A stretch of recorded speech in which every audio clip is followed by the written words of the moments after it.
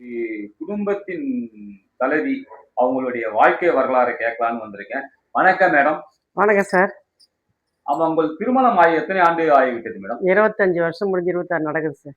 உங்கள் கல்யாணம் ஆன அனுபவத்தில் உங்க வீட்டுக்காரர் நடந்தது, நீங்க எப்படி எப்படிலாம் வாழ்க்கையில இன்னைக்கு முன்னேறுனீங்க, அத கொஞ்சம் சொல்ல முடியுமா? எனக்கு கல்யாணம் ஆகும்போது எங்க வீட்டுக்காரர் ஆட்டோ வச்சிருந்தாரு. ஆட்டோ ஓடலன்னு சொல்லிட்டு, அப்புறம் ட்ரை சைக்கிள் வாங்கி வெங்காயம், தக்காளி வித்தோம். அதுவும் நல்லா காஞ்சு இதுவாயிடுது, வருமானம் வரலன்னு சொல்லிட்டு ஒயின் ஷாப்புக்கு போனாரு. ஒயின் ஷாப்புக்கு போன உடனே அங்கேயும் செட் ஆகலன்னு வ ஹோட்டலுக்கு போனாரு. ஹோட்டலுக்கு போனா 2 நாள் லேட்டா வந்து 3 நாள் வேணான்னு சொல்லி விட்டுட்டாங்க. திரும்ப வந்து அப்புறம் சேட்டு வீட்டு அவங்க அப்பா வேலை செஞ்சாரு சேட்டு வீட்ல. அங்க போயிட்டு ஒரு 2, 3 வருஷம் கஷ்டப்பட்டோம். கஷ்டப்பட்டு அப்புறம் அவருடைய ஃப்ரெண்டு ஒருத்தரு பால் கடை எங்க அண்ணனுக்கு குடுத்துருக்கிறேன். அப்புறம் அவங்க அப்பா வந்து சேட்டு வீட்ல வேலை செஞ்சாரு. அவங்க ரூம் குடுக்குறாங்க. நீங்க வந்துருங்க. இப்படியே கஷ்டப்பட்டா எப்படி வருமானம் பத்தலையேன்னு சொல்லி அவங்க அப்பா எங்கள கூட்டிட்டு போனாரு. குடும்பத்தோட ஒரு 3 வருஷம் கஷ்டப்பட்டோம். கஷ்டப்பட்ட உடனே ஓரளவு சம்பாதிச்சோம். கொஞ்சம் காசும் சேர்த்து வச்சிருந்தோம். அப்புறம் அவங்க ஃப்ரெண்டு வந்து என்ன பண்ணாரு, என் அண்ணனுக்கு பால் கடை வச்சு குடுத்தேன். அது ஒண்ணும் அவருக்கு ஓட்டப்படல செட் ஆகலன்றாரு. "கண்ணா, நீ வேணா எடுக்கிறதா எடுத்துக்கடான்னு" சொன்னாரு.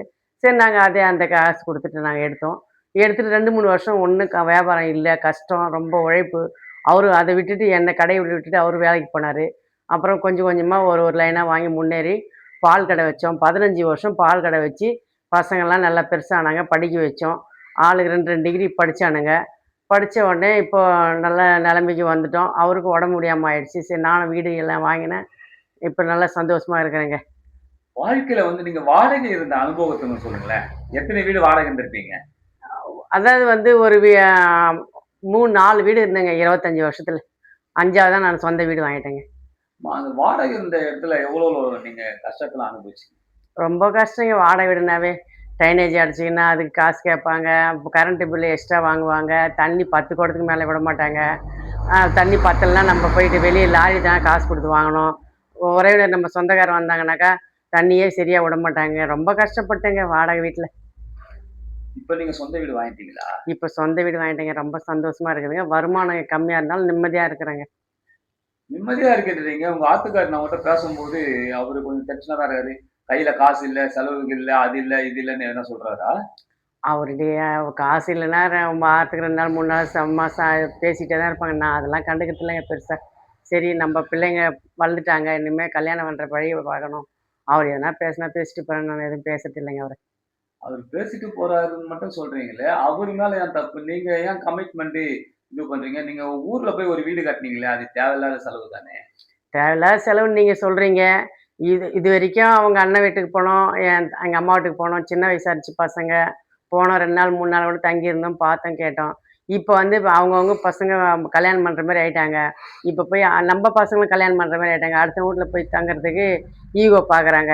நமக்குன்னு ஒரு வீடு இருந்தா நம்ம போலாம், வரலாம், நம்ம ஃப்ரீடமா இருக்கலாம்னு சொல்றதுக்காக தான் பசங்க சொன்னாங்கன்றதுக்காக நான் வீடு கட்டிட்டேன். வீடு கட்டினால தாங்க இப்ப இவ்ளோ பிரச்சனை. என்ன பிரச்சனை? பிரச்சனைன்னா சண்டைப்பாடு குடும்பம்னு வரதா சின்ன சின்ன சண்டை வரத்தான் செய்யும், போகத்தான் செய்யும் வாழ்க்கையில. நீங்க ஒரு இது பண்ணும்போது கமிட்மெண்ட் வச்சுக்கணுங்க. கையில காசு இருக்கிற மாரி செலவு பண்ணிக்கணும். இப்ப கடன் வாங்கி பண்ணிட்டீங்க. கடன் வாங்கி பண்ணிட்டேன்னு சொல்றாரு அவரு. அது கடன் வாங்கிட்டு பண்ணிட்ட பிறகு கஷ்டங்கள், நஷ்டங்கள்லாம் அந்த கடன் வாங்குற வேதனைகள் வந்து அவரு ரொம்ப ஃபீல் பண்றாரு. அத பத்தி நீங்க என்ன நினைக்கிறீங்க? எனக்கு ஃபீலா தாங்க இருக்குது. சரி நம்மளுக்கு ஒரு சொந்த வீடுன்னும்போது ஒரு வீடே இல்லாதம்போது ஒரு ஆதங்கமா மனசு தாங்க மாட்டுது. இப்போ சொந்த வீடு இருக்கிறதுனால மனசு கொஞ்சம் சந்தோஷமா இருக்கு. ஊருக்கு போனா ஒரு பொங்கல் வைக்கிறோம், ஒரு கூழ் ஊத்துறோம், ஒரு திருவிழாவுக்கு போறோம், ஒரு சொந்த பந்தத்துக்கு நல்லது கெட்டதுக்கு போறோம், பார்க்குறோம், கேட்குறோம். நம்ம வீடு நம்ம ஃப்ரீடமா போய் தங்குறோங்க. அடுத்த உறவினர் வீட்ல போய் தங்குறது கஷ்டமா இருக்குதுங்க. நீங்க சென்னையில வீடு வாங்கிட்டீங்க. சென்னை சிட்டிசன். உங்களுக்கு ரேஷன் கார்ட்லேருந்து எல்லாமே இங்க இருக்குது. எல்லாம் பண்ணியிருக்கீங்க. ஊர்ல போய் நீங்க என்ன பண்ணுவீங்க? அதுதாங்க இப்போ பையன் போறான், வாரம் 2 நாள் ஃப்ரீடமா இருக்கிறான். நம்ம போறோம், வரோம். அதுக்காக தாங்க நம்ம வீடு கட்டணுமே தவிர, மத்தபடி எதுக்கும் அங்க ஒண்ணும் இது பண்றது இல்ல அங்க வருமானம். ரூ. 16,00,000 வீடு கட்டிட்டு வேஸ்ட்டா தூங்கிட்டு இருக்கு. அவரு உங்க வீட்டுக்காரு பேட்டி எடுனாரு. வேதனையா இருக்கு, கஷ்டமா இருக்கு. அவங்க கிட்ட நான் பேச முடியல. என்ன ஏதுன்னு கேட்டு உங்ககிட்ட சொல்றாரு. அதுக்கு என்ன சொல்றீங்க? ரூ. 16,00,000 லாக்ல இருக்கு. மூடி இருக்கு. அது ஒண்ணும் பண்ண முடியலையே. நீங்க ரொம்ப கஷ்டப்பட்டுருக்கேன். நீங்க உழைச்சா தான் அப்படின்ற மாரி வச்சிருக்கீங்க. ஒரு சிறு சேமிப்புன்னு எதனா கையில வச்சிருக்கீங்களா? இல்லைங்க. கடன் தாங்க இருக்குது. கடனா இப்படி இருந்தா நாளைக்கு பின்னாடி உங்க பிள்ளைங்க எல்லாம் பாப்பாங்கன்னு ஒரு நிச்சயம் உண்டு அவனுக்கு. எனக்கு என் பிள்ளைங்க பார்ப்பாங்கன்ற நம்பிக்கை இருக்கிறதுனால தாங்க நான் எனக்குன்னு எதுவுமே சேர்த்து வச்சுக்கல. எங்க வீட்டுக்காரர் எதுவும் சேர்த்து வச்சுக்கல. நம்ம பிள்ளைங்க நம்மள பார்ப்பாங்க, கைவிட மாட்டாங்கன்ற நம்பிக்கை தாங்க இருக்குது எனக்கு. இன்னைக்கு இருக்கிற காலத்துல வந்து யாருமே எந்தெந்த அவன் கல்யாணம் ஆயிட்ட பிறகு அவன் வேலையை பார்த்துட்டு போறாங்க உலகத்துல. இதெல்லாம் உங்களுக்கு தெரியாதா? மத்தவங்க எப்படி இருக்கிறாங்களோ, இல்ல எங்க பிள்ளைங்க நல்லா பார்த்துக்குவாங்கன்னு நினைக்கிறீங்களா? அதான் உண்மை. அதான் உண்மை. சரிம்மா. அப்புறமாட்டுக்கு இப்பதைக்கு உங்க வீட்டுக்காரர் என்ன பண்ணிட்டு இருக்காரு? இப்ப அவருக்கு பால் கடை விட்டுருந்து கொஞ்சம் பேக் பெயின் உடம்பு வலி ஆயிடுச்சு. அது சரி 24 மணி நேரம் வேலை செய்ய முடியாதுன்றதுக்காக நான் பால் கடை விட்டுட்டு வந்துட்டோம். சொந்த வீட்டுக்கு வந்ததுனால இப்போ ஒரு சில நாட்கள் வேலைக்கு போவாரு. ஒரு சில நேரம் வேலையெல்லாம் வீட்ல இருப்பாரு. சீரியலுக்கு போவாருங்க. என் பிள்ளைங்க 2 சம்பாதிக்குதுங்க. ஒரு சில நாட்கள் தான் வேலைக்கு போறான்ற மாசத்துல 25 நாள் வேலைக்கு போறேன்னு அவரு ஆகி 26 வருஷம் ஆச்சுன்னு சொல்றீங்க. இன்னைக்கு கல்யாணம் பண்ற ஜெனரேஷனுக்கு நீங்க என்ன சொல்ல விரும்புறீங்க? பொதுவா வந்து மனைவிமார்கள் வந்து கொஞ்சம் பொறுமை இருக்கணும்.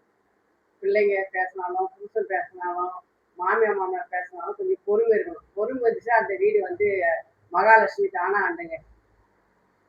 ஏம்மா இன்னைக்கு இருக்கிற கல்யாணம் ஆன பசங்கள்லாம் எப்படி இருக்கணும்னு கொஞ்சம் கருத்து சொல்லுங்க. நம்ம வந்து பிள்ளைங்கள வளர்க்கும்போது நம்ம கஷ்டத்த சொல்லி வளர்க்கணுங்க. முதல் பாயிண்ட். நாங்கலாம் இப்படிலாம் கஷ்டப்பட்டோம், இப்படிலாம் படிக்க வச்சோம்.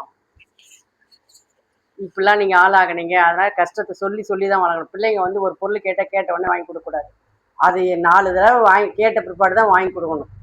அப் இப்போ வந்து நம்ம அப்பா, அம்மா எப்படி பார்த்துக்கிறாங்களோ, அதே மாரி மாமியார், மாமனாரும் பார்த்துக்கணும். ஏன்னா நம்ம பிள்ளைங்கள நம்ம எப்படி வளர்த்தோமோ, அதே மாரி தான் அவங்க அப்பா, அம்மாவும் அந்த பொண்ண வளர்த்துருப்பாங்க. அதனால வந்து யா மாமியார் வீட்டையும் விட்டு குடுக்கக்கூடாது, அப்பா அம்மாவையும் விட்டு குடுக்கக்கூடாது. 2 பேருமே சரிசமானமா பார்க்கணுங்க. அதுதாங்க. ஏதோ கோவப்பட்டு பேசினா கூட ஆம்பளைங்க நம்ம வந்து கொஞ்சம் பொறுமையா இருந்துட்டு போனா தாங்க நல்லது.